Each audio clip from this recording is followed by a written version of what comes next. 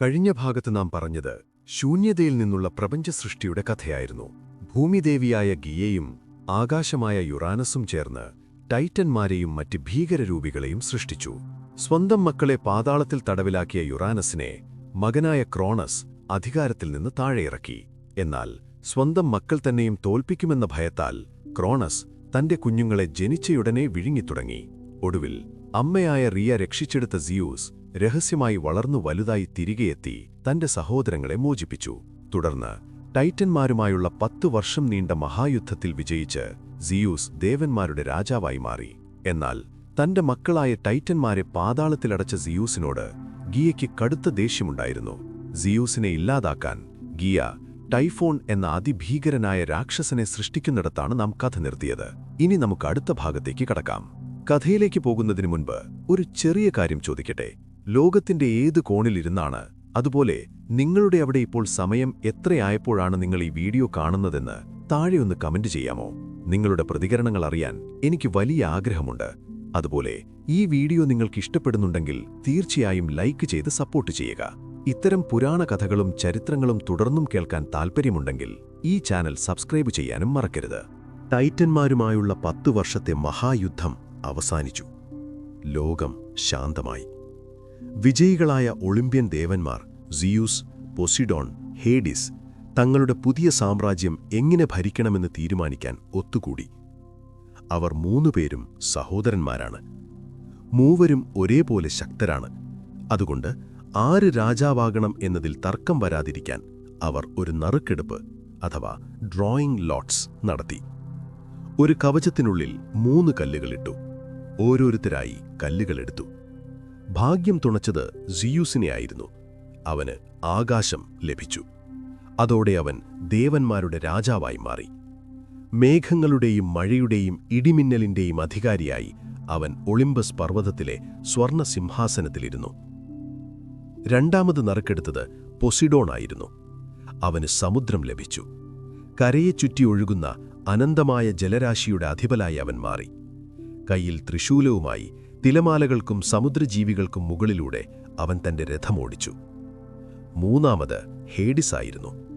അവന് ലഭിച്ചത് പാതാളമാണ്, മരിച്ചവരുടെ ലോകം. സൂര്യപ്രകാശം കടന്നു ചെല്ലാത്ത നിഴലുകൾ മാത്രം സഞ്ചരിക്കുന്ന ഇരുണ്ട ലോകം. ഹേഡിസ് അത് പരാതി ഏതുമില്ലാതെ സ്വീകരിച്ചു. ഭൂമിക്കടിയിലുള്ള എല്ലാ സമ്പത്തും, സ്വർണം, വെള്ളി, രത്നങ്ങൾ അവന്റേതായി. അതുകൊണ്ടവനെ സമ്പന്നൻ അഥവാ പ്ലൂട്ടോൺ എന്നും വിളിക്കാറുണ്ട്. ഭൂമി ആർക്കും സ്വന്തമായിരുന്നില്ല. അത് എല്ലാവർക്കും, ദൈവങ്ങൾക്കും മനുഷ്യർക്കും മൃഗങ്ങൾക്കും പൊതുവായ സ്ഥലമായി പ്രഖ്യാപിച്ചു. ഒളിമ്പസ് പർവ്വതം അവരുടെ ആസ്ഥാനമായി മാറി. അവിടെ ദേവന്മാർ അമൃത് കഴിച്ച് ഒരിക്കലും മരിക്കാതെ സന്തോഷത്തോടെ ജീവിക്കാൻ തുടങ്ങി. എന്നാൽ ഈ സന്തോഷം അധികനാൾ നീണ്ടുനിന്നില്ല. ഒളിമ്പസിന്റെ അടിവാരത്തിൽ, ഭൂമിയുടെ ആഴങ്ങളിൽ വീണ്ടും പകയുടെ കനലുകൾ എരിയുന്നുണ്ടായിരുന്നു. ഭൂമിദേവിയായ ഗിയ ഒട്ടും സന്തോഷവതിയായിരുന്നില്ല. ഓർക്കുക, സിയൂസിനെ ക്രോണസിനെതിരെ തിരിച്ചുവിട്ടത് ഗിയയായിരുന്നു. അവൾ ആഗ്രഹിച്ചത് തന്റെ മക്കളായ ടൈറ്റന്മാരെ ക്രോണസ് മോചിപ്പിക്കണമെന്നായിരുന്നു. എന്നാൽ സംഭവിച്ചതോ? സിയൂസ് യുദ്ധം ജയിച്ച ശേഷം ക്രോണസിനെയും മറ്റു ടൈറ്റന്മാരെയും പാതാളത്തിലെ ടാർട്ടറസിൽ ചങ്ങലയിട്ടു. ഗിയയ്ക്കിത് സഹിക്കാൻ കഴിഞ്ഞില്ല. എന്റെ മക്കൾ, എന്റെ പ്രിയപ്പെട്ട മക്കൾ, അവർ വീണ്ടും ഇരുട്ടിലായി. എന്റെ പേരക്കുട്ടി സിയൂസ് എന്നെ ചതിച്ചു, അവൾ വിലപിച്ചു. ഒരമ്മയുടെ സങ്കടം പെട്ടെന്ന് വലിയൊരു പകയായി മാറി. ഒളിമ്പ്യൻ ദേവന്മാരെ മുഴുവൻ നശിപ്പിക്കാൻ അവൾ തീരുമാനിച്ചു. സാധാരണ ആയുധങ്ങൾ കൊണ്ടോ സൈന്യം കൊണ്ടോ സിയൂസിനെ തോൽപ്പിക്കാൻ കഴിയില്ല എന്ന് ഗിയയ്ക്കറിയാം. സിയൂസിന്റെ കയ്യിൽ ഇടിമിന്നലുണ്ട്. അവനെ വെല്ലുവിളിക്കണമെങ്കിൽ പ്രപഞ്ചം ഇന്നേവരെ കണ്ടിട്ടില്ലാത്ത സിയൂസിനേക്കാൾ ഭീകരമായൊരു ശക്തി വേണം. അതിനായി ഗിയ പാതാളത്തിന്റെ ആൾരൂപമായ ടാർട്ടറസുമായി ചേർന്നു. ടാർട്ടറസ് ഒരു സ്ഥലവും ഒപ്പം ഒരു ദേവനുമാണ്. ഭൂമിയും പാതാളവും ഒന്നിച്ചപ്പോൾ അവിടെ ഒരു രാക്ഷസൻ പിറന്നു. അവന്റെ പേരായിരുന്നു ടൈഫോൺ. ടൈഫണിനെക്കുറിച്ച് പറയുമ്പോൾ വാക്കുകൾ സൂക്ഷിച്ചുപയോഗിക്കണം. കാരണം ഗ്രീക്ക് പുരാണങ്ങളിലെ ഏറ്റവും ഭീകരനും ഏറ്റവും അപകടകാരിയുമായ വില്ലനാണ് ടൈഫോൺ. അവൻ ജനിച്ചപ്പോൾ ഭൂമി കുലുങ്ങി, സമുദ്രങ്ങൾ വറ്റിപ്പോയി. അവന്റെ രൂപം വർണ്ണിക്കാൻ പോലും പ്രയാസമാണ്. അവന്റെ തല മേഘങ്ങൾക്കും മുകളിൽ നക്ഷത്രങ്ങളെ തൊട്ടുനിൽക്കും. 2 കൈകളും വിരിച്ചാൽ അത് കിഴക്കും പടിഞ്ഞാറും ചക്രവാളങ്ങളെ സ്പർശിക്കും. ഏറ്റവും ഭയാനകമായ കാര്യമെന്തെന്നാൽ അവന് മനുഷ്യന്റെ തലയല്ല ഉണ്ടായിരുന്നത്. അവന്റെ തോളിൽ നിന്ന് 100 പാമ്പിന്റെ തലകൾ, സ്നേക്ക് ഹെഡ്സ്, ഉയർന്നു നിന്നിരുന്നു. ഈ 100 തലകളിൽ നിന്നും വ്യത്യസ്തമായ ശബ്ദങ്ങൾ, സിംഹത്തിന്റെ ഗർജനം, പട്ടിയുടെ കുര, കാളയുടെ മുക്കുറ, പാമ്പിന്റെ ചീറ്റൽ ഒരേ സമയം കേൾക്കാം. അവന്റെ അരയ്ക്ക് താഴേക്ക് മനുഷ്യന്റെ കാലുകളല്ല, മറിച്ച് ചുരുണ്ടുകൂടിയ വലിയ വിഷപ്പാമ്പുകളായിരുന്നു. അവന്റെ ചിറകുകൾ സൂര്യനെപ്പോലും മറയ്ക്കാൻ പോന്നതായിരുന്നു. അവന്റെ കണ്ണുകളിൽ നിന്ന് തീ ജ്വലിച്ചു. വായിൽ നിന്ന് ലാവയും തീയും തുപ്പാൻ അവന് കഴിയുമായിരുന്നു. ഗിയ അവനോട് പറഞ്ഞു, മോനെ, ഒളിമ്പസിലേക്ക് പോകൂ. ആ അഹങ്കാരികളായ ദേവന്മാരെ തീയിട്ട് നശിപ്പിക്കൂ. നിനക്കാണ് ഈ ലോകം ഭരിക്കാൻ യോഗ്യത. ടൈഫോൺ ഒളിമ്പസ് പർവ്വതത്തിലേക്ക് നടന്നു നീങ്ങി. അവൻ ഓരോ ചുവടുവെക്കുമ്പോഴും പർവ്വതങ്ങൾ തകർന്നു വീണു. നദികൾ തിളച്ചു മറിഞ്ഞു. അവന്റെ അലർച്ച കേട്ട് ആകാശം വിറച്ചു. ഒളിമ്പസിലെ ദേവന്മാർ Zeus, Heera, Apollo, Aries, Hermes തുടങ്ങിയവർ താഴേക്കു നോക്കി. അവർ കണ്ട കാഴ്ച അവരെ ഞെട്ടിച്ചു കളഞ്ഞു. ഇതുപോലൊരു ജീവിയെ അവർ കണ്ടിട്ടില്ല. ടൈറ്റന്മാർ പോലും ഇതിന്റെ മുന്നിൽ ഒന്നുമല്ല. ഇവനെ തോൽപ്പിക്കാൻ നമുക്കാവില്ല, ദേവന്മാർ വിളിച്ചുകൂട്ടി. ഭയം കൊണ്ട് ദേവന്മാർ ഒളിമ്പസിൽ നിന്ന് ഓടി രക്ഷപ്പെട്ടു. അവർ നേരെ പോയത് ഈജിപ്തിലേക്കാണ്. അവിടെ ചെന്നിട്ടും ടൈഫോൺ തങ്ങളെ കണ്ടുപിടിക്കുമോ എന്ന് പേടിച്ച് അവർ ഓരോരുത്തരും മൃഗങ്ങളുടെ രൂപം സ്വീകരിച്ചു. അപ്പോളോ ഒരു കാക്കയായി മാറി, ആർട്ടമിസ് ഒരു പൂച്ചയായി മാറി, ഹെർമിസ് ഒരു കൊക്കായി മാറി, ഏരീസ് ഒരു മത്സ്യമായി മാറി. എന്നാൽ ഒരാൾ മാത്രം ഓടിപ്പോയില്ല. അത് സിയൂസ് ആയിരുന്നു. ദേവന്മാരുടെ രാജാവായ താൻ ഭയന്നോടിയാൽ പിന്നെ ഈ ലോകത്തിനാരുണ്ട്? അവൻ തന്റെ ഇടിമിന്നലുമായി ഒളിമ്പസിന്റെ മുകളിൽ ഉറച്ചുനിന്നു. വരാൻ പറയൂ ആ രാക്ഷസനോട്, അവൻ പറഞ്ഞു. ടൈഫോൺ ഒളിമ്പസിലെത്തി. അവൻ വലിയ പാറക്കല്ലുകൾ സിയൂസിന് നേരെ എറിഞ്ഞു. സിയൂസ് തിരിച്ച് ഇടിമിന്നലുകൾ എറിഞ്ഞു. ആകാശം മുഴുവൻ തീപിടിച്ചു. സിയൂസിന്റെ മിന്നലുകൾ ടൈഫോണിന്റെ 100 തലകളിൽ പലതിനെയും കരിച്ചുകളഞ്ഞു. പക്ഷെ ടൈഫോൺ വീണില്ല. അവൻ കൂടുതൽ അരിശത്തോടെ മുന്നോട്ടു വന്നു. അവർ തമ്മിൽ നേരിട്ടുള്ള യുദ്ധം തുടങ്ങി. സിയൂസ് തന്റെ വജ്രായുധമായ ഇടിമിന്നൽ കൊണ്ട് ടൈഫോണിനെ പ്രഹരിച്ചു. ടൈഫോൺ പിന്നോട്ടു മാറി. സിയൂസ് വിചാരിച്ചു താൻ ജയിക്കാറായി എന്ന്. അവൻ ആവേശത്തോടെ ടൈഫോണിന്റെ അടുത്തേക്ക് ചെന്നു. കയ്യിൽ ഇടിമിന്നലിന് പകരം മൂർച്ചയുള്ള ഒരരിവാൾ, അതെ, പണ്ട് ക്രോനസ് യുറാനസിനെ വെട്ടിയ അതേ അരിവാൾ ഉണ്ടായിരുന്നു. ഇതൊരബദ്ധമായിരുന്നു. അടുത്തെത്തിയ സിയൂസിനെ ടൈഫോൺ തന്റെ പാമ്പുപോലുള്ള കൈകൾ കൊണ്ട് വരിഞ്ഞു മുറുക്കി. സിയൂസിന് അനങ്ങാൻ കഴിഞ്ഞില്ല. ടൈഫോൺ ആ അരിവാൾ സിയൂസിന്റെ കയ്യിൽ നിന്ന് പിടിച്ചുവാങ്ങി. എന്നിട്ട് സിയൂസിന്റെ കൈകളിലെയും കാലുകളിലെയും ഞരമ്പുകൾ, സിന്യൂസ്, അവൻ അറുത്തുമാറ്റി. ദൈവങ്ങൾക്ക് മരിക്കാൻ കഴിയില്ല, പക്ഷെ ഞരമ്പുകൾ അട്ടാൽ അനങ്ങാൻ കഴിയില്ല. ശക്തിയില്ലാത്ത ഒരു പാവയെപ്പോലെ സിയൂസ് താഴെ വീണു. ടൈഫോൺ സിയൂസിനെ എടുത്ത് തന്റെ തോളിലിട്ടു. ഇതാണോ ദേവന്മാരുടെ രാജാവ്? അവൻ പരിഹസിച്ചു. അവൻ സിയൂസിനെ കൊണ്ടുപോയി കൊറീഷ്യൻ ഗുഹ എന്ന സ്ഥലത്ത് ഒളിപ്പിച്ചു. കാവലിനായി ഡെൽഫെയിൻ എന്ന പെൺ ഡ്രാഗനെ നിയമിച്ചു. സിയൂസിന്റെ അറുത്തുമാറ്റിയ ഞരമ്പുകൾ ഒരു കരടിത്തോലിൽ പൊതിഞ്ഞ് അവൻ അവിടെ വെച്ചു. ലോകം ഇരുട്ടിലായി. ടൈഫോൺ വിജയിച്ചു. സിയൂസ് തിരിച്ചുവന്നത് ടൈഫോൺ അറിഞ്ഞില്ല. അവൻ വിജയാഘോഷത്തിലായിരുന്നു. പെട്ടെന്ന് ആകാശത്തുനിന്ന് 1000 മിന്നലുകൾ ഒന്നിച്ചു പതിച്ചു. ടൈഫോൺ ഞെട്ടിപ്പോയി. സിയൂസ് ഇത്തവണ ഒരു ദയയും കാണിച്ചില്ല. അവൻ ടൈഫോണിനെ ഓടിച്ചു. ലോകം മുഴുവൻ അവർ യുദ്ധം ചെയ്തു. ഒടുവിൽ ടൈഫോൺ സിസിലി എന്ന ദ്വീപിലെത്തി. അവിടെ വെച്ച് സിയൂസ് തന്റെ അവസാനത്തെ അടവ് പുറത്തെടുത്തു. സിസിലിയിൽ ആകാശം മുട്ട് ഉയർന്നു നിൽക്കുന്ന എറ്റ്ന പർവ്വതമുണ്ടായിരുന്നു. സിയൂസ് തന്റെ സർവ്വശക്തിയുമെടുത്ത് ആ പർവ്വതം അപ്പാടെ പിഴുതെടുത്തു. ടൈഫോൺ ഓടി രക്ഷപ്പെടാൻ നോക്കി. പക്ഷേ സിയൂസ് ആ പർവ്വതം ടൈഫോണിന്റെ തലയിലേക്കെറിഞ്ഞു. ഭീമാകാരമായ ആ പർവ്വതത്തിനടിയിൽ ടൈഫോൺ കുടുങ്ങിപ്പോയി. അവന് പുറത്തുവരാൻ കഴിഞ്ഞില്ല. പക്ഷേ അവൻ മരിച്ചില്ല. ഇന്നും എറ്റ്ന പർവ്വതത്തിനടിയിൽ കിടന്ന് അവൻ ശ്വാസം വിടുന്നുണ്ട്. അവൻ ശ്വാസം വിടുമ്പോഴാണ് എറ്റ്ന പർവ്വതത്തിൽ നിന്ന് തീയും പുകയും, അഥവാ വോൾക്കാനിക് ഇറക്ഷൻ, പുറത്തുവരുന്നത് എന്ന് ഗ്രീക്കുകാർ വിശ്വസിച്ചു. അങ്ങനെ ഗിയയുടെ അവസാനത്തെ ശ്രമവും പരാജയപ്പെട്ടു. സിയൂസ് തന്റെ സിംഹാസനം ഉറപ്പിച്ചു. യുദ്ധങ്ങളെല്ലാം കഴിഞ്ഞു. ടൈറ്റന്മാർ പോയി, രാക്ഷസന്മാർ പോയി. ഭൂമി ഇപ്പോൾ സുന്ദരിയാണ്.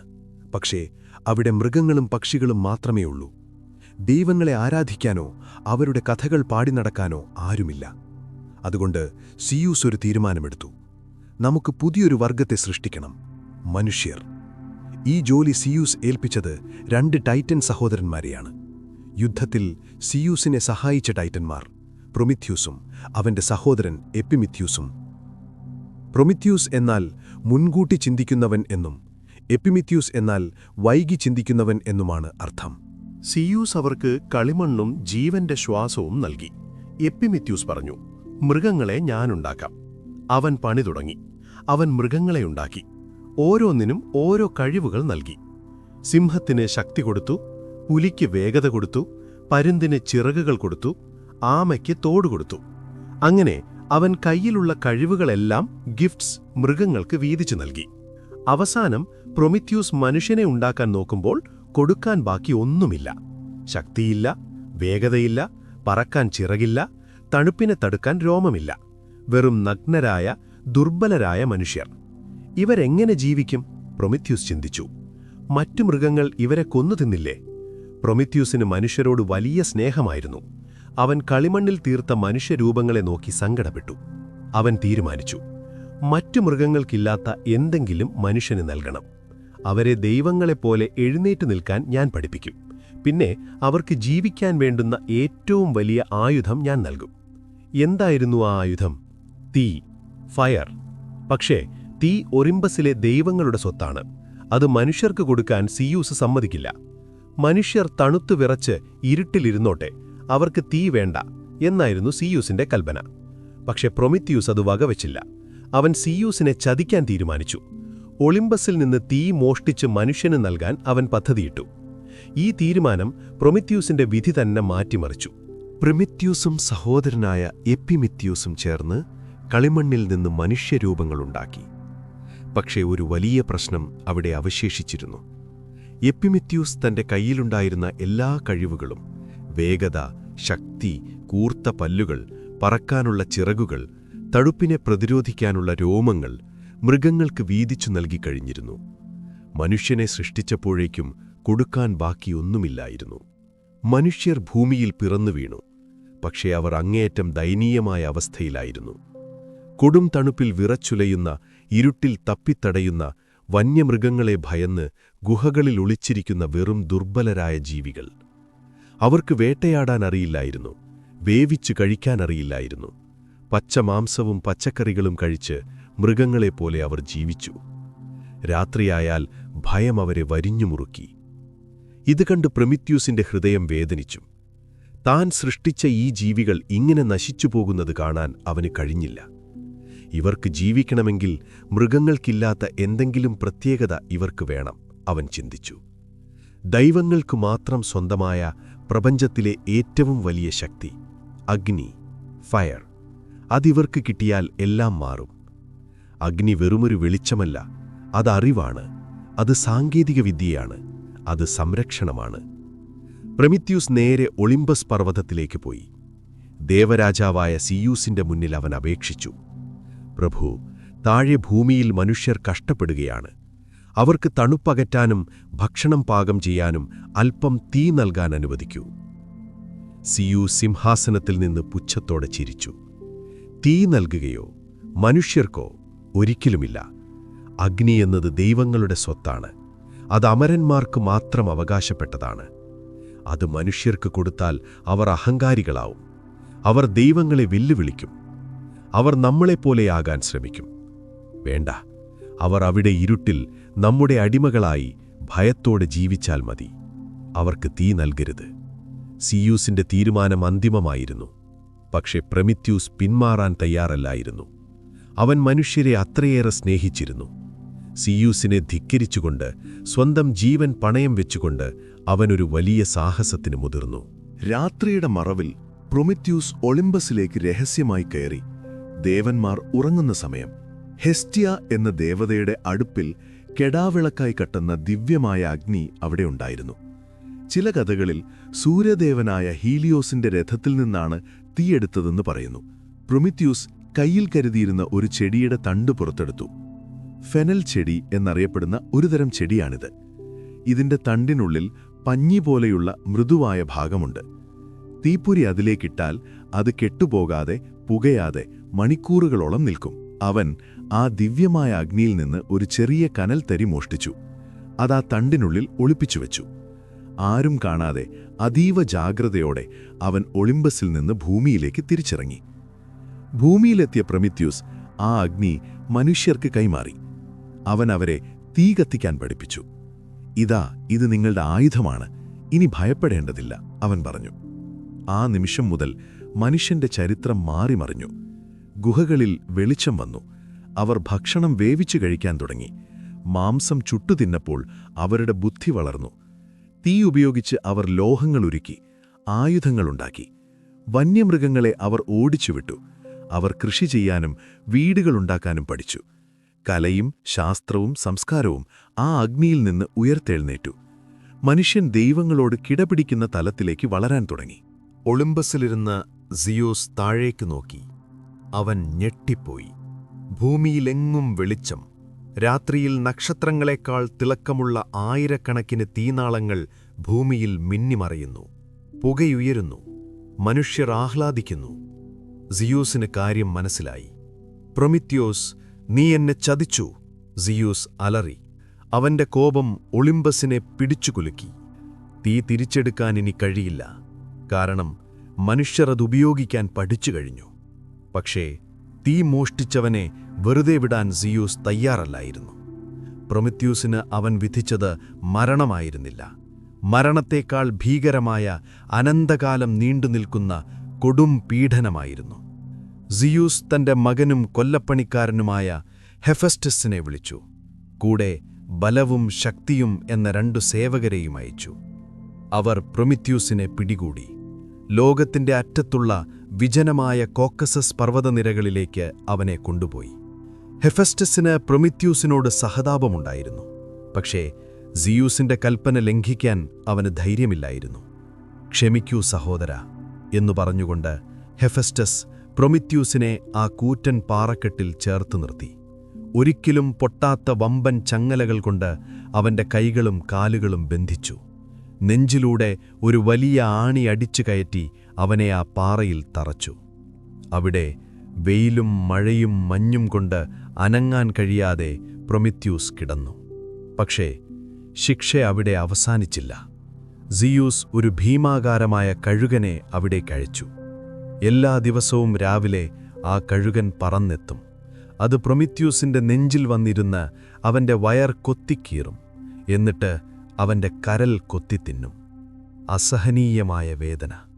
പ്രൊമിത്യൂസ് വേദന കൊണ്ട് അലറി വിളിക്കും. പ്രൊമിത്യൂസ് ഒരു ടൈറ്റനായതുകൊണ്ട് അവന് മരിക്കാൻ കഴിയില്ല. രാത്രിയാകുമ്പോൾ കഴുകൻ തിരിച്ചുപോകും.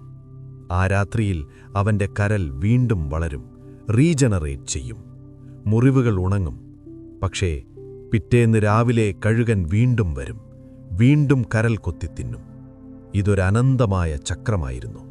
യുഗങ്ങളോളം പ്രൊമിത്യൂസ് ഈ വേദന സഹിച്ചു, മനുഷ്യർക്ക് വെളിച്ചം നൽകിയതിന്റെ പേരിൽ. ഭാഗം 8.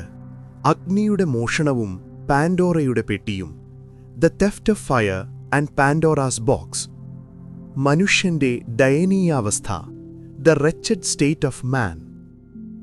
പ്രൊമിത്യൂസും സഹോദരനായ എപ്പിമിത്യൂസും ചേർന്ന് കളിമണ്ണിൽ നിന്ന് മനുഷ്യരൂപങ്ങളുണ്ടാക്കി.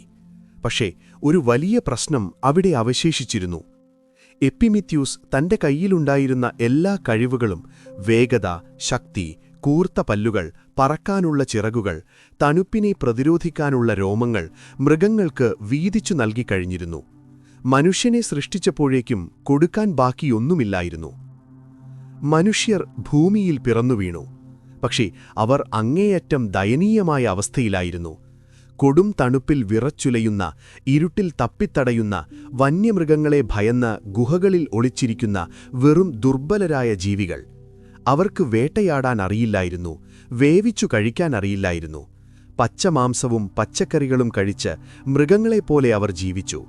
രാത്രിയായാൽ ഭയം അവരെ വരിഞ്ഞു മുറുക്കി. ഇതുകണ്ട് പ്രൊമിത്യൂസിന്റെ ഹൃദയം വേദനിച്ചു. താൻ സൃഷ്ടിച്ച ഈ ജീവികൾ ഇങ്ങനെ നശിച്ചുപോകുന്നത് കാണാൻ അവന് കഴിഞ്ഞില്ല.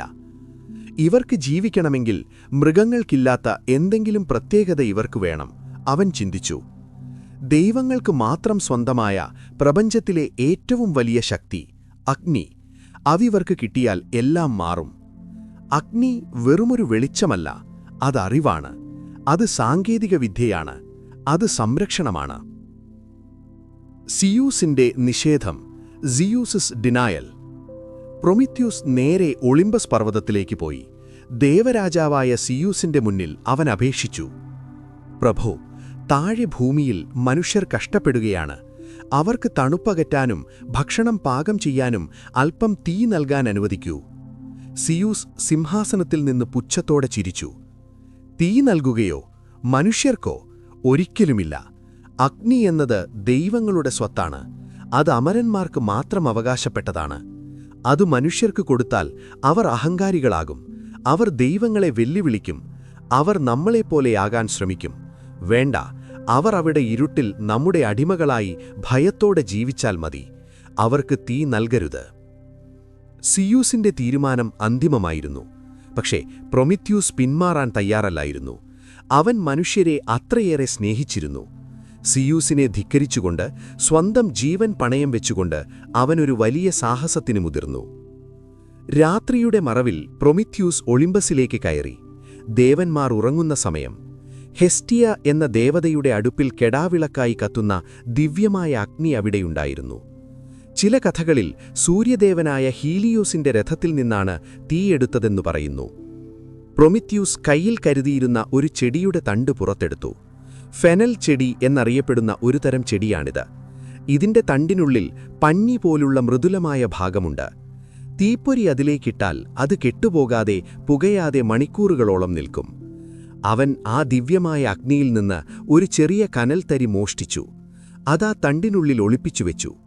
ആരും കാണാതെ അതീവ ജാഗ്രതയോടെ അവൻ ഒളിമ്പസിൽ നിന്ന് ഭൂമിയിലേക്ക് തിരിച്ചിറങ്ങി. ഭൂമിയിലെത്തിയ പ്രൊമിത്യൂസ് ആ അഗ്നി മനുഷ്യർക്ക് കൈമാറി. അവൻ അവരെ തീ കത്തിക്കാൻ പഠിപ്പിച്ചു. ഇതാ, ഇത് നിങ്ങളുടെ ആയുധമാണ്. ഇനി ഭയപ്പെടേണ്ടതില്ല, അവൻ പറഞ്ഞു. ആ നിമിഷം മുതൽ മനുഷ്യന്റെ ചരിത്രം മാറിമറിഞ്ഞു. ഗുഹകളിൽ വെളിച്ചം വന്നു. അവർ ഭക്ഷണം വേവിച്ചു കഴിക്കാൻ തുടങ്ങി. മാംസം ചുട്ടുതിന്നപ്പോൾ അവരുടെ ബുദ്ധി വളർന്നു. തീ ഉപയോഗിച്ച് അവർ ലോഹങ്ങൾ ഉരുക്കി, ആയുധങ്ങളുണ്ടാക്കി. വന്യമൃഗങ്ങളെ അവർ ഓടിച്ചുവിട്ടു. അവർ കൃഷി ചെയ്യാനും വീടുകളുണ്ടാക്കാനും പഠിച്ചു. കലയും ശാസ്ത്രവും സംസ്കാരവും ആ അഗ്നിയിൽ നിന്നുയർത്തെഴുന്നേറ്റു. മനുഷ്യൻ ദൈവങ്ങളോട് കിടപിടിക്കുന്ന തലത്തിലേക്ക് വളരാൻ തുടങ്ങി. ഒളിമ്പസിലിരുന്ന സിയൂസ് താഴേക്ക് നോക്കി. അവൻ ഞെട്ടിപ്പോയി. ഭൂമിയിലെങ്ങും വെളിച്ചം. രാത്രിയിൽ നക്ഷത്രങ്ങളെക്കാൾ തിളക്കമുള്ള ആയിരക്കണക്കിന് തീനാളങ്ങൾ ഭൂമിയിൽ മിന്നിമറയുന്നു. പുകയുയരുന്നു. മനുഷ്യർ ആഹ്ലാദിക്കുന്നു. സിയൂസിന് മനസ്സിലായി. പ്രൊമിത്യൂസ്, നീ എന്നെ ചതിച്ചു. സിയൂസ് അലറി. അവന്റെ കോപം ഒളിമ്പസിനെ പിടിച്ചുകുലുക്കി. തീ തിരിച്ചെടുക്കാൻ ഇനി കഴിയില്ല. കാരണം മനുഷ്യരത് ഉപയോഗിക്കാൻ പഠിച്ചു കഴിഞ്ഞു. പക്ഷേ തീ മോഷ്ടിച്ചവനെ വെറുതെ വിടാൻ സിയൂസ് തയ്യാറല്ലായിരുന്നു. പ്രൊമിത്യൂസിന് അവൻ വിധിച്ചത് മരണമായിരുന്നില്ല. മരണത്തേക്കാൾ ഭീകരമായ അനന്തകാലം നീണ്ടുനിൽക്കുന്ന കൊടും പീഡനമായിരുന്നു. പ്രൊമിത്യൂസിന്റെ ശിക്ഷ, ദ പനിഷ്മെന്റ് ഓഫ് പ്രൊമീത്തിയസ്. സിയൂസ് തന്റെ മകനും കൊല്ലപ്പണിക്കാരനുമായ ഹെഫസ്റ്റസിനെ വിളിച്ചു. കൂടെ ബലവും ശക്തിയും എന്ന 2 സേവകരെയും അയച്ചു. അവർ പ്രൊമിത്യൂസിനെ പിടികൂടി. ലോകത്തിന്റെ അറ്റത്തുള്ള വിജനമായ കോക്കസസ് പർവ്വതനിരകളിലേക്ക് അവനെ കൊണ്ടുപോയി. ഹെഫസ്റ്റസിന് പ്രൊമിത്യൂസിനോട് സഹതാപമുണ്ടായിരുന്നു. പക്ഷേ സിയൂസിന്റെ കാൽപ്പന ലംഘിക്കാൻ അവന് ധൈര്യമില്ലായിരുന്നു. ക്ഷമിക്കൂ സഹോദരാ എന്നു പറഞ്ഞുകൊണ്ട് ഹെഫസ്റ്റസ് പ്രൊമിത്യൂസിനെ ആ കൂറ്റൻ പാറക്കെട്ടിൽ ചേർത്തു നിർത്തി. ഒരിക്കലും പൊട്ടാത്ത വമ്പൻ ചങ്ങലകൾ കൊണ്ട് അവന്റെ കൈകളും കാലുകളും ബന്ധിച്ചു. നെഞ്ചിലൂടെ ഒരു വലിയ ആണി അടിച്ചുകയറ്റി അവനെ ആ പാറയിൽ തറച്ചു. അവിടെ വെയിലും മഴയും മഞ്ഞും കൊണ്ട് അനങ്ങാൻ കഴിയാതെ പ്രൊമിത്യൂസ് കിടന്നു. പക്ഷേ ശിക്ഷ അവിടെ അവസാനിച്ചില്ല. സിയൂസ് ഒരു ഭീമാകാരമായ കഴുകനെ അവിടേക്കയച്ചു.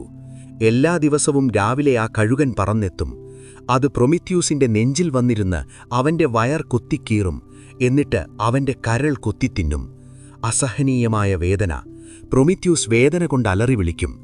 പ്രൊമിത്യൂസ് ഒരു ടൈറ്റൻ ആയതുകൊണ്ട് അവന് മരിക്കാൻ കഴിയില്ല. രാത്രിയാകുമ്പോൾ കഴുകൻ തിരിച്ചുപോകും. ആ രാത്രിയിൽ അവന്റെ കരൾ വീണ്ടും വളരും, റീജനറേറ്റ് ചെയ്യും, മുറിവുകൾ ഉണങ്ങും. പക്ഷേ പിറ്റേന്ന് രാവിലെ കഴുകൻ വീണ്ടും വരും, വീണ്ടും കരൾ കൊത്തിത്തിന്നും. ഇതൊരനന്തമായ ചക്രമായിരുന്നു. യുഗങ്ങളോളം പ്രൊമിത്യൂസ് ഈ വേദന സഹിച്ചു, മനുഷ്യർക്ക് വെളിച്ചം നൽകിയതിന്റെ പേരിൽ. മനുഷ്യർക്കുള്ള ശിക്ഷ, പാൻഡോറയുടെ സൃഷ്ടി. The punishment for mankind, creation of Pandora. പ്രൊമിത്യൂസിനെ ശിക്ഷിച്ചതുകൊണ്ട് മാത്രം സിയൂസ് തൃപ്തനായില്ല. തീയുപയോഗിച്ച് അഹങ്കരിക്കുന്ന മനുഷ്യരെയും പാഠം പഠിപ്പിക്കണം. അതിനായി സിയൂസ് ഒരു വലിയ കെണിയൊരുക്കി. അവൻ ഹെഫെസ്റ്റസിനോട് പറഞ്ഞു, കളിമണ്ണുകൊണ്ട് ഒരു സ്ത്രീ രൂപമുണ്ടാക്കുക, അതിമനോഹരമായ, ആർക്കും കണ്ണെടുക്കാൻ തോന്നാത്ത ഒരു സ്ത്രീ. അങ്ങനെ ആദ്യത്തെ സ്ത്രീ സൃഷ്ടിക്കപ്പെട്ടു. പിന്നീട് എല്ലാ ദേവന്മാരും അവൾക്കോരോ സമ്മാനങ്ങൾ നൽകി. ആഫ്രോഡൈറ്റ് അവൾക്ക് അതിമനോഹരമായ സൗന്ദര്യവും ആകർഷണശക്തിയും നൽകി. അഥന അവൾക്ക് വസ്ത്രങ്ങളും ആഭരണങ്ങളും നെയ്ത്തുവിദ്യയും നൽകി. ഹെർമിസ് അവൾക്ക് സംസാരശേഷിയും കൗശലവും വഞ്ചിക്കാനുള്ള കഴിവും ആകാംക്ഷയും നൽകി. എല്ലാ ദേവന്മാരും സമ്മാനങ്ങൾ നൽകിയതുകൊണ്ട് അവൾക്ക് പാൻഡോറ എന്നു പേരിട്ടു. പാൻ എന്നാൽ എല്ലാമെന്നും ഡോറ എന്നാൽ സമ്മാനമെന്നുമാണർത്ഥം. സർവവരം ലഭിച്ചവൾ. അവസാനമായി സിയൂസ് അവൾക്കൊരു പ്രത്യേക സമ്മാനം നൽകി, ഒരു മനോഹരമായ ഭരണി, ജാർ അല്ലെങ്കിൽ ബോക്സ്. സിയൂസ് പറഞ്ഞു, പാൻഡോറ, ഈ ഭരണി നിനക്കുള്ളതാണ്. പക്ഷേ ഒരു നിബന്ധനയുണ്ട്. ഒരിക്കലും എന്ത് സംഭവിച്ചാലും ഈ ഭരണി തുറന്നു നോക്കരുത്. സിയൂസ് പാൻഡോറയെ ഭൂമിയിലേക്ക് അയച്ചു. ആരുടെ അടുത്തേക്കാണ് അയച്ചത്? പ്രൊമിത്യൂസിന്റെ സഹോദരനായ എപ്പിമിത്യൂസിന്റെ അടുത്തേക്ക്. പ്രൊമിത്യൂസ് ജയിലിൽ പോകുന്നതിന് മുൻപ് എപ്പിമിത്യൂസിനോട് കർശനമായി പറഞ്ഞിരുന്നു, സിയൂസിൽ നിന്നു വരുന്ന ഒരു സമ്മാനവും നീ ഒരിക്കലും സ്വീകരിക്കരുത്. അവൻ ചതിയനാണ്. അവൻ നമ്മളെ നശിപ്പിക്കാൻ നോക്കും. പക്ഷേ എപ്പിമിത്യൂസ് വൈകി ചിന്തിക്കുന്നവനാണല്ലോ. ഹെർമിസ് പാൻഡോറയുമായി എപ്പിമെത്യൂസിന്റെ മുന്നിലെത്തി. പാൻഡോറയെ കണ്ട നിമിഷം എപ്പിമിത്യൂസ് എല്ലാം മറന്നുപോയി. അവളുടെ സൗന്ദര്യത്തിൽ അവൻ മയങ്ങി. സഹോദരന്റെ ഉപദേശം കാറ്റിൽ പറത്തി അവൻ പാൻഡോറയെ സ്വീകരിച്ചു. അവളെ വിവാഹം കഴിച്ചു. അവർ സന്തോഷത്തോടെ ജീവിക്കാൻ തുടങ്ങി. പാൻഡോറയുടെ കയ്യിൽ സിയൂസ് കൊടുത്ത ആ ഭരണിയുണ്ടായിരുന്നു. അത് വീടിന്റെ ഒരു മൂലയിൽ സുരക്ഷിതമായി വെച്ചു. ദിവസങ്ങൾ കഴിയുന്തോറും പാൻഡോറയ്ക്ക് ഒരസ്വസ്ഥത തോന്നിത്തുടങ്ങി. ഹെർമിസ് അവൾക്കു നൽകിയ ആകാംക്ഷ, ക്യൂരിയോസിറ്റി അവളെ വെറുതെ വിട്ടില്ല. എന്തായിരിക്കും ആ ഭരണിയിൽ? സ്വർണമാണോ? രത്നങ്ങളാണോ? അതോ അപൂർവമായ എന്തെങ്കിലും ശക്തിയാണോ?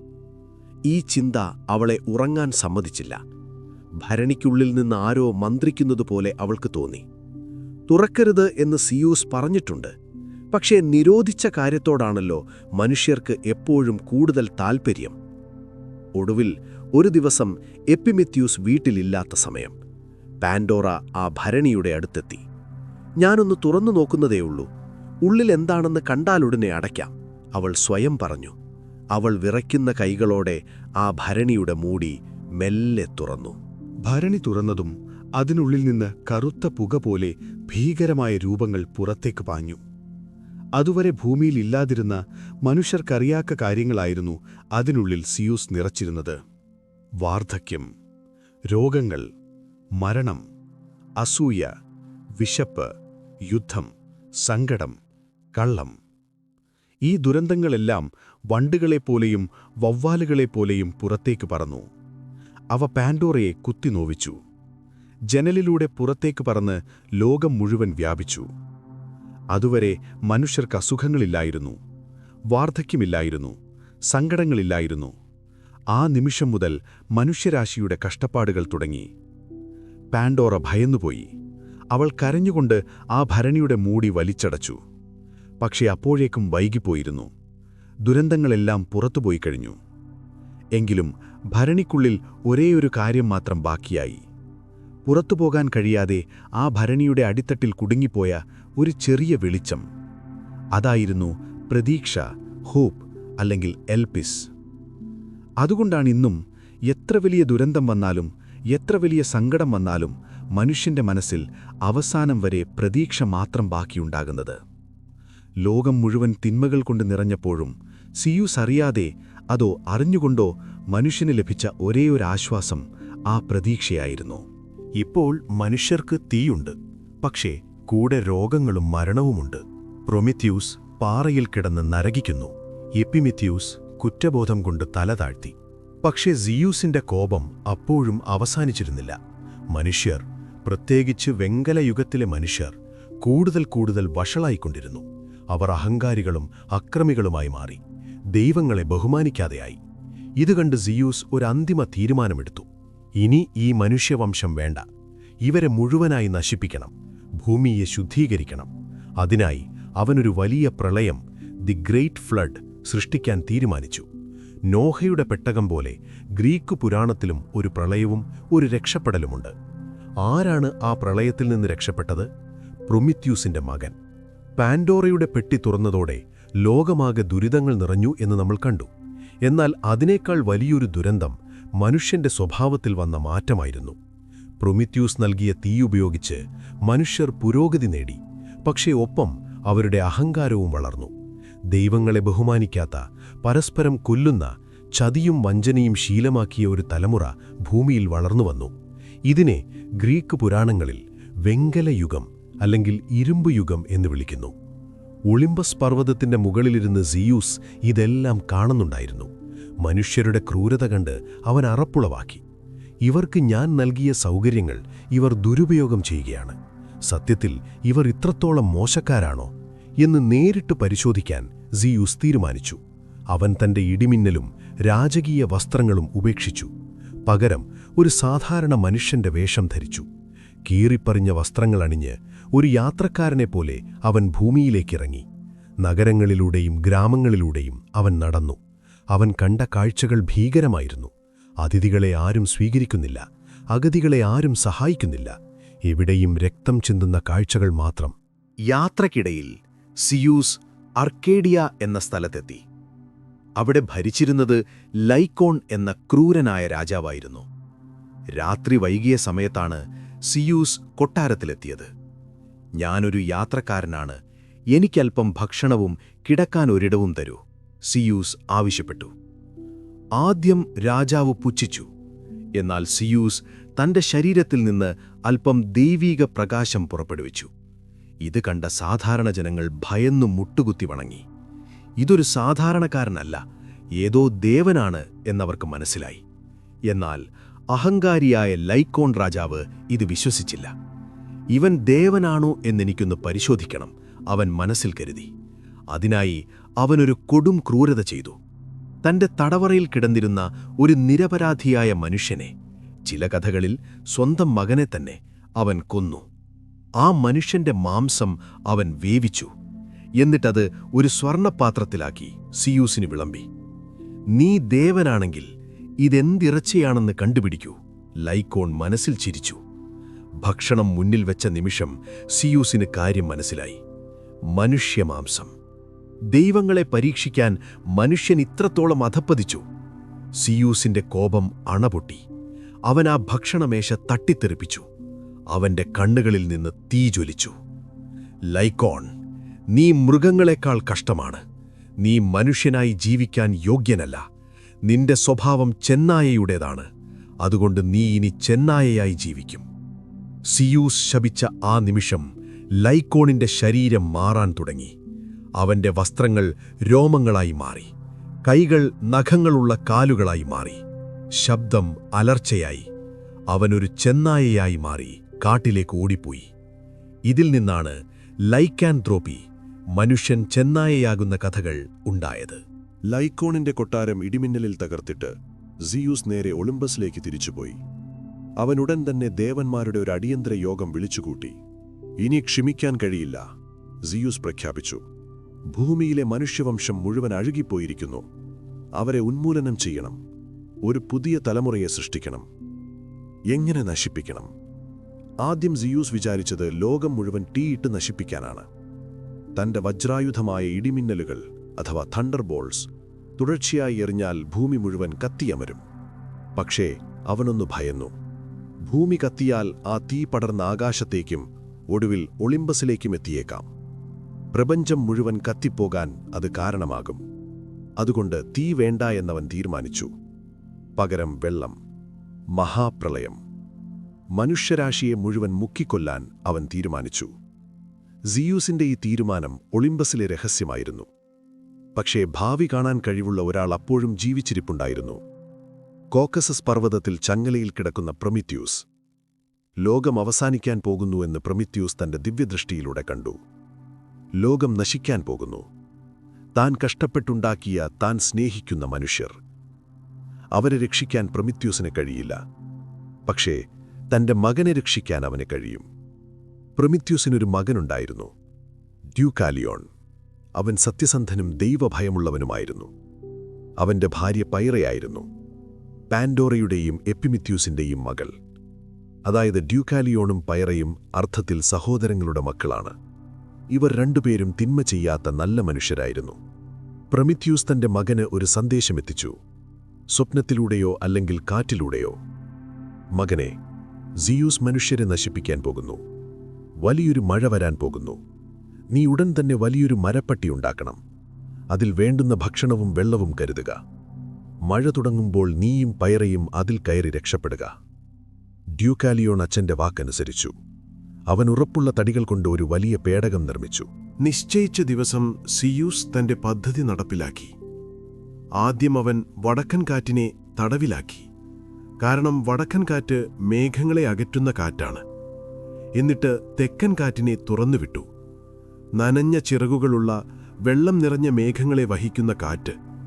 ആകാശം ഇരുണ്ടു. കറുത്ത മേഘങ്ങൾ ഭൂമിയെ മൂടി. സിയൂസ് തന്റെ സഹോദരനായ പൊസൈഡോണിനെ വിളിച്ചു. സമുദ്രങ്ങളെ അഴിച്ചുവിടൂ, സിയൂസ് ആജ്ഞാപിച്ചു. പൊസൈഡോൺ തന്റെ ത്രിശൂലം കൊണ്ട് ഭൂമിയിൽ ആഞ്ഞടിച്ചു. ഭൂമിക്കടിയിലെ ഉറവകൾ പൊട്ടി. നദികൾ കരകവിഞ്ഞു. കടൽ കരയിലേക്ക് ഇരച്ചു കയറി. മഴയല്ല, മറിച്ച് ആകാശം പിളർന്നൊഴുകുന്ന ജലപ്രവാഹമായിരുന്നു അത്. മനുഷ്യർ ഭയന്നോടി. അവർ കുന്നുകൾക്ക് മുകളിലേക്ക് കയറി. പക്ഷേ വെള്ളം അവിടെയും എത്തി. വീടുകൾ ഒലിച്ചുപോയി. ക്ഷേത്രങ്ങൾ മുങ്ങി. കാട്ടിലെ സിംഹങ്ങളും പുലികളും വെള്ളത്തിൽ മുങ്ങിച്ചത്തു. ഡോൾഫിനുകൾ മരങ്ങളുടെ ചില്ലകൾക്കിടയിലൂടെ നീന്തി നടന്നു. സ്രാവുകൾ പുൽമേടുകളിൽ ഇരതേടി. ലോകം മുഴുവൻ വെള്ളത്തിനടിയിലായി. അലറിക്കരയുന്ന മനുഷ്യരുടെ ശബ്ദം നിലച്ചു. എങ്ങും നിശബ്ദത മാത്രം, വെള്ളത്തിന്റെ ഇരമ്പൽ മാത്രം. ആ മഹാപ്രളയത്തിൽ ഒഴുകി നടക്കുന്ന ഒരേ ഒരു വസ്തു ആ മരപ്പപ്പെട്ടിയായിരുന്നു. അതിനുള്ളിൽ ഡ്യൂക്കാലിയോണും പൈറയും ഭയത്തോടെ കെട്ടിപ്പിടിച്ചിരുന്നു. അവർക്ക് പുറത്ത് ഒന്നും കാണാൻ കഴിഞ്ഞില്ല. ആകാശവും കടലും ഒന്നായി മാറിയിരുന്നു. 9 പകലും 9 രാത്രിയും അവർ ആ പേടകത്തിൽ ഒഴുകി നടന്നു. 10ാം ദിവസം മഴയുടെ ശക്തി കുറഞ്ഞു. പേടകം എന്തിലോ തട്ടി നിന്നു. അതൊരു പർവ്വതത്തിന്റെ ഏറ്റവും ഉയർന്ന കൊടുമുടിയായിരുന്നു. ഗ്രീസിലെ ഏറ്റവും ഉയരം കൂടിയ പാർനാസസ് പർവ്വതം. ചില കഥകളിൽ ഇത് എറ്റ്നയാണെന്നും പറയുന്നു. പ്രളയജലത്തിനു പോലും മൂടാൻ കഴിയാത്തത്ര ഉയരത്തിലായിരുന്നു അതിന്റെ തലപ്പ്. സ്യൂസ് ആകാശത്തുനിന്ന് താഴേക്ക് നോക്കി. ഭൂമി മുഴുവൻ നശിച്ചു. പക്ഷേ ആ പർവ്വതത്തിന്റെ മുകളിൽ 2 പേർ മാത്രം ബാക്കിയുണ്ട്. അവർ തിന്മ ചെയ്യാത്തവരാണ്. പ്രൊമിത്യൂസിന്റെ മകനാണെങ്കിലും ഡ്യൂക്കാലിയോൺ ദൈവങ്ങളെ നിന്ദിച്ചിട്ടില്ല. ഇവർ ജീവിക്കട്ടെ, സ്യൂസ് തീരുമാനിച്ചു. അവൻ മഴ നിർത്തി. കാറ്റിനെ പിൻവലിച്ചു. പോസിഡോൺ തന്റെ മകനായ ട്രൈട്ടണെ വിളിച്ചു. ട്രൈട്ടൺ സമുദ്രത്തിന്റെ ശംഖൂതി. ആ ശബ്ദം കേട്ടതോടെ നദികളും കടലും തിരികെ പോയി. വെള്ളമിറങ്ങി. ഡ്യൂക്കാലിയോണും പൈറിയും പേടകത്തിൽ നിന്ന് പുറത്തിറങ്ങി. അവർ കണ്ട കാഴ്ച ഹൃദയഭേദകമായിരുന്നു. എവിടെയും ചെളിയും പായലും മാത്രം. മരങ്ങളിൽ ചത്ത മൃഗങ്ങൾ കുടുങ്ങിക്കിടക്കുന്നു. നഗരങ്ങളില്ല, മനുഷ്യരില്ല, കിളികളുടെ ശബ്ദം പോലുമില്ല. മരണതുല്യമായ നിശബ്ദത. നമ്മൾ മാത്രം ബാക്കി. പൈറ കരഞ്ഞു. ഇനി എന്തു ചെയ്യും? നമ്മൾ 2 പേർ വിചാരിച്ചാൽ ഈ ലോകം മുഴുവൻ വീണ്ടും മനുഷ്യരെക്കൊണ്ട് നിറയ്ക്കാൻ കഴിയുമോ? എനിക്ക് പേടിയാറുന്നു. ഡ്യൂക്കാലിയോണും സങ്കടത്തിലായിരുന്നു. നമുക്ക് പ്രാർത്ഥിക്കാം, അവൻ പറഞ്ഞു. അവർ പാർനാസസ് പർവ്വതത്തിന്റെ താഴ്വാരത്ത് തീമിസ് ദേവിയുടെ ക്ഷേത്രം കണ്ടു. ക്ഷേത്രം മുഴുവൻ പായൽ പിടിച്ചിരുന്നു. എങ്കിലും അവർ ആ അൾത്താരയുടെ മുന്നിൽ ചെന്ന് മുട്ടുകുത്തി. തീമിസ് ന്യായത്തിൻ്റെയും പ്രവചനങ്ങളുടെയും ദേവതയാണ്. പിൽക്കാലത്ത് ഡെൽഫിയിലെ ഒറാക്കിൾ വരുന്നതിനു മുൻപ് അവിടെ തീമിസായിരുന്നു. ദേവി, ഞങ്ങളെ സഹായിക്കൂ. ഈ ലോകമിങ്ങനെ മരിച്ചു കിടക്കുന്നത് കാണാൻ വയ്യ. മനുഷ്യരാശിയെ എങ്ങനെ തിരികെ കൊണ്ടുവരും? ഞങ്ങൾക്ക് വഴി കാണിച്ചു തരൂ. അവരുടെ പ്രാർത്ഥന കേട്ട് തീമിസ് ദേവി അശരീരിയായി മറുപടി നൽകി. പക്ഷേ അതൊരു കടങ്കഥയായിരുന്നു. ദേവി പറഞ്ഞു, നിങ്ങളുടെ മുഖം മൂടുക, വസ്ത്രങ്ങൾ അയച്ചിടുക, എന്നിട്ട് ക്ഷേത്രത്തിൽ നിന്ന് പുറത്തിറങ്ങി നടക്കുക. നടക്കുമ്പോൾ നിങ്ങളുടെ വലിയ അമ്മയുടെ എല്ലുകൾ, bones of a great mother, പുറകിലേക്ക് എറിയുക. ഇത് കേട്ട പൈറ ഞെട്ടിപ്പോയി. അമ്മയുടെ എല്ലുകളോ? ദൈവമേ, ഇതെന്ത് പരീക്ഷണമാണ്! മരിച്ചുപോയ എന്റെ അമ്മയുടെ ശവകുടീരം തുറന്ന് എല്ലുകളെടുത്ത് എറിയാനോ? അത് വലിയ പാപമാണ്, എനിക്ക് വയ്യ, അവൾ വിറച്ചു. ഡ്യൂക്കാലിയോൺ ചിന്തയിലാണ്ടു. ദേവന്മാർ ഒരിക്കലും പാപം ചെയ്യാൻ ആവശ്യപ്പെടില്ല. ഇതിലെന്തോ അർത്ഥമൊളിഞ്ഞിരിപ്പുണ്ട്. വലിയ അമ്മ. ആരാണ് വലിയ അമ്മ? അവൻ ആലോചിച്ചു. പെട്ടെന്നവന് ഉത്തരം കിട്ടി. പൈറ, പേടിക്കണ്ട. ദേവി ഉദ്ദേശിച്ചത് നമ്മുടെ സ്വന്തം അമ്മയെയല്ല, എല്ലാവരുടെയും അമ്മയെയാണ്. ഭൂമിദേവി, ഗായ. അപ്പോൾ എല്ലുകൾ? പൈറ ചോദിച്ചു. ഭൂമിയുടെ എല്ലുകൾ. അത് പാറക്കല്ലുകളാണ്, സ്റ്റോൺസ്. നമ്മളോട് കല്ലുകൾ പുറകിലേക്ക് എറിയാനാണ് ദേവി പറഞ്ഞത്. അവർക്കത് ശരിയാണെന്ന് തോന്നി. അവർ ക്ഷേത്രത്തിന് പുറത്തിറങ്ങി. മുഖം തുണികൊണ്ട് മൂടി. ദൈവീകമായ പ്രവൃത്തി ചെയ്യുമ്പോൾ മുഖം മൂടണമെന്നാണ് ചട്ടം. അവർ നടക്കാൻ തുടങ്ങി. വഴിയിൽ കണ്ട വലിയ കല്ലുകൾ അവർ പെറുക്കിയെടുത്തു. ഡ്യൂക്കാലിയോൺ ഒരു കല്ല് തന്റെ തോളിന് മുകളിലൂടെ പുറകിലേക്കെറിഞ്ഞു. പൈറയും ഒരു കല്ല് പുറകിലേക്കെറിഞ്ഞു. അപ്പോൾ അദ്ഭുതം സംഭവിച്ചു. ഡ്യൂക്കാലിയോൺ എറിഞ്ഞ കല്ല് നിലത്തു വീണപ്പോൾ അതിന്റെ കാഠിന്യം മാറി. അത് മൃദുവായി, അത് വലുതായി. അതിൽ നിന്നൊരു രൂപം തെളിഞ്ഞുവന്നു. അതൊരു പുരുഷനായി മാറി. പൈറ എറിഞ്ഞ കല്ല് നിലത്തു വീണപ്പോൾ അത് മാറി ഒരു സ്ത്രീയായി രൂപപ്പെട്ടു. അവർ കൂടുതൽ കല്ലുകൾ എറിഞ്ഞു. ഓരോ കല്ലും ഓരോ മനുഷ്യനായി മാറി. കല്ലിൽ നിന്ന് ജനിച്ചതുകൊണ്ട് ഈ പുതിയ മനുഷ്യർ വളരെ ശക്തരും കഠിനാധ്വാനികളും വേദന സഹിക്കാൻ കഴിവുള്ളവരുമായിരുന്നു. ഇതാണ് നമ്മൾ ഇന്നത്തെ മനുഷ്യർ. ഗ്രീക്ക് പുരാണപ്രകാരം നമ്മൾ കളിമണ്ണിൽ നിന്നല്ല, കല്ലിൽ നിന്നാണ് വന്നത്. അതുകൊണ്ടാണ് മനുഷ്യൻ ഇത്രയേറെ കഷ്ടപ്പാടുകൾ സഹിക്കുന്നത്. അങ്ങനെ ലോകം വീണ്ടും ജനിച്ചു. പക്ഷേ ഡ്യൂക്കാലിയോനും പൈറയ്ക്കും സ്വന്തമായൊരു മകൻ ജനിച്ചു. അവന്റെ പേരായിരുന്നു ഹെലൻ. ട്രോയിലെ ഹെലനല്ല. ഈ ഹെലനിൽ നിന്നാണ് ഹെലനീസ് അഥവാ ഗ്രീക്കുകാർ എന്ന പേരുണ്ടായത്. ഗ്രീക്കുകാർ തങ്ങളുടെ പൂർവികനായി കാണുന്നത് ഹെലനെയാണ്. ലോകം പഴയതുപോലെയല്ല. പുതിയ നിയമങ്ങൾ, പുതിയ രാജാക്കന്മാർ, പുതിയ നായകന്മാർ. എന്നാൽ മനുഷ്യർ പെരുകിയതോടെ സിയൂസിന് പുതിയ തലവേദനകൾ തുടങ്ങി. കൂടാതെ സിയൂസിന്റെ തന്നെ പ്രണയകഥകൾ വലിയ പ്രശ്നങ്ങളിലേക്ക് വഴിമാറാൻ തുടങ്ങി.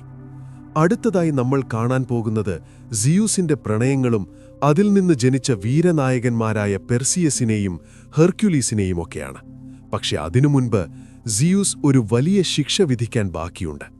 പണ്ട് താൻ എറ്റ്നാ പർവ്വതത്തിനടിയിലിട്ട ടൈഫോണിനെ ഓർമ്മയില്ലേ? അതുപോലെ ഒരാൾ കൂടി ഒളിമ്പസിനെ വിറപ്പിക്കാൻ വരുന്നുണ്ട്. സിയൂസ് മനുഷ്യരാശിയെ പ്രളയത്തിൽ മുക്കിക്കൊന്നതിനു ശേഷവും ടൈഫോണിനെ എറ്റ്നാ പർവ്വതത്തിനടിയിൽ തളച്ചതിനു ശേഷവും ഒളിമ്പസിൽ സമാധാനം പുലർന്നിരുന്നില്ല. കാരണം ഈ പ്രപഞ്ചത്തിന്റെ മുത്തശ്ശിയായ ഗിയ അപ്പോഴും ഉണർന്നിരിക്കുകയായിരുന്നു. നമ്മൾ കഥയുടെ തുടക്കത്തിൽ കണ്ട യുരാനസിന്റെ രക്തം വീണ് ഗിയ ഗർഭം ധരിച്ച ആ പഴയ സംഭവം ഓർക്കുന്നുണ്ടോ? ക്രോണസ് അച്ഛനെ വെട്ടിയപ്പോൾ തെറിച്ച ചോരയിൽ നിന്ന് 3 കൂട്ടർ ജനിച്ചുവെന്ന് നമ്മൾ പറഞ്ഞിരുന്നു. അതിൽ ഫ്യൂറികളെയും നിംഫുകളെയും നമ്മൾ കണ്ടു. എന്നാൽ 3ാമത്തെ കൂട്ടരെക്കുറിച്ച് നമ്മൾ ഇതുവരെ സംസാരിച്ചില്ല. അവരായിരുന്നു ജയന്റുകൾ, ഗൈഗാൻറ്റേസ് അല്ലെങ്കിൽ ജയൻസ്.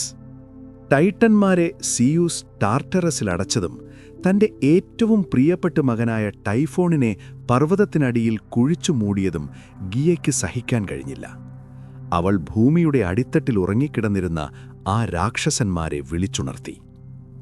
ഉണരൂ മക്കളെ, ആകാശത്തെ ഭരിക്കുന്ന അഹങ്കാരികളായ ദേവന്മാരെ താഴെയിറക്കാൻ സമയമായി. ഒളിമ്പസ് പർവ്വതം അകർത്തെറിയൂ.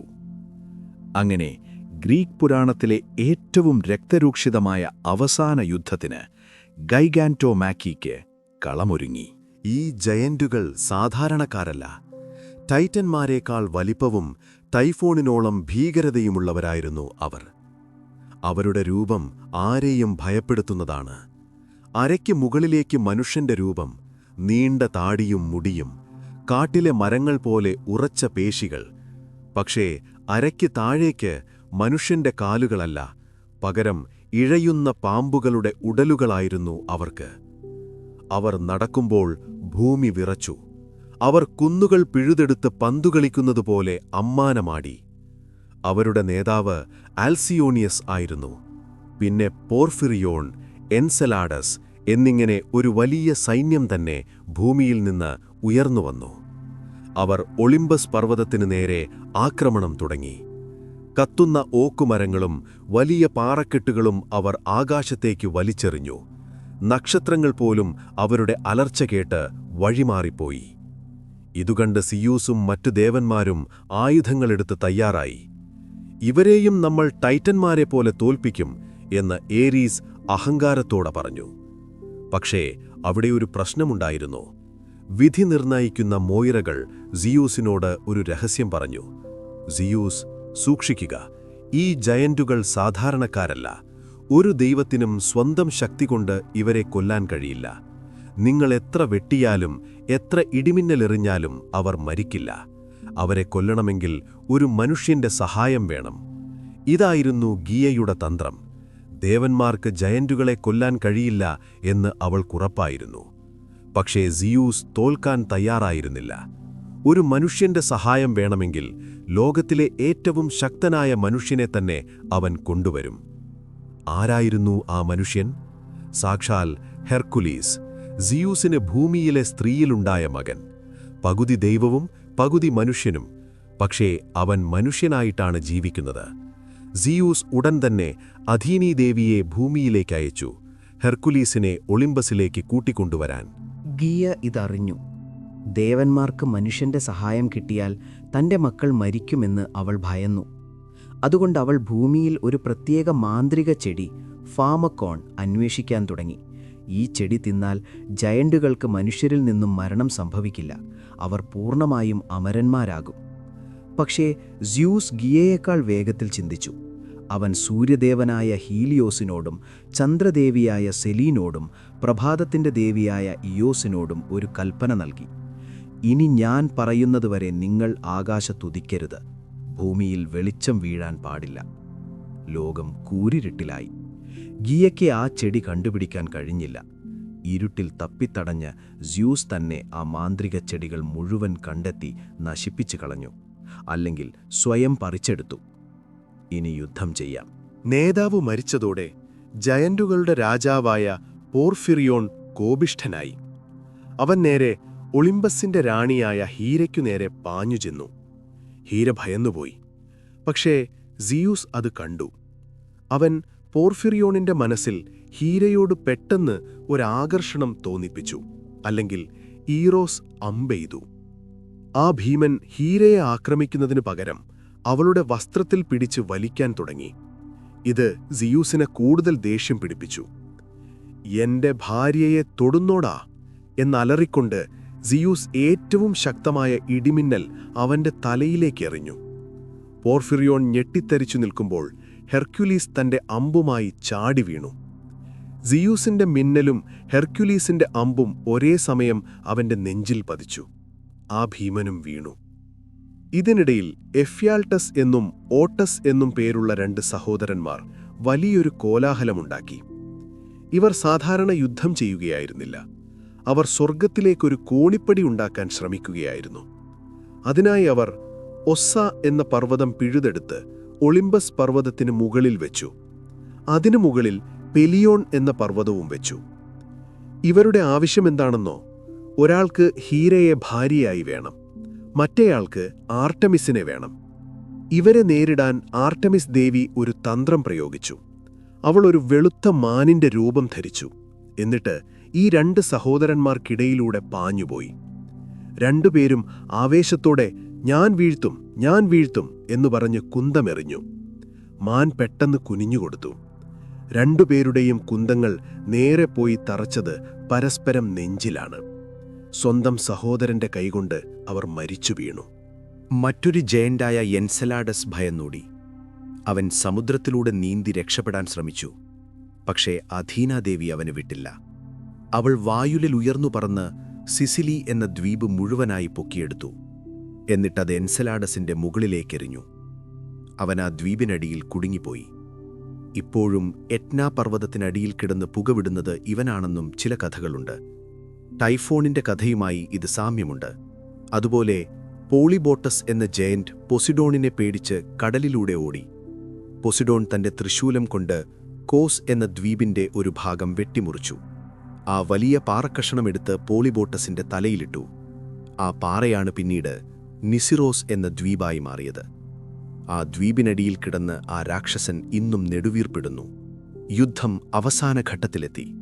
ബാക്കിയുള്ള ജയന്റുകളെല്ലാം ചിതറിയോടി. ഹെഫസ്റ്റസ് ഉരുകുന്ന ഇരുമ്പ് കോരിയൊഴിച്ചു. ഹെർമിസ് തന്റെ അദൃശ്യമാകുന്ന തൊപ്പിവെച്ച് ജയന്റുകളെ പിന്നിൽ നിന്നാക്രമിച്ചു. മോയിറകൾ പോലും ഇരുമ്പ് ദണ്ടുകൾ കൊണ്ട് യുദ്ധത്തിനിറങ്ങി. പക്ഷേ അവസാനത്തെ വെട്ടുകത്തി എപ്പോഴും ഹെർക്കുലിസായിരുന്നു.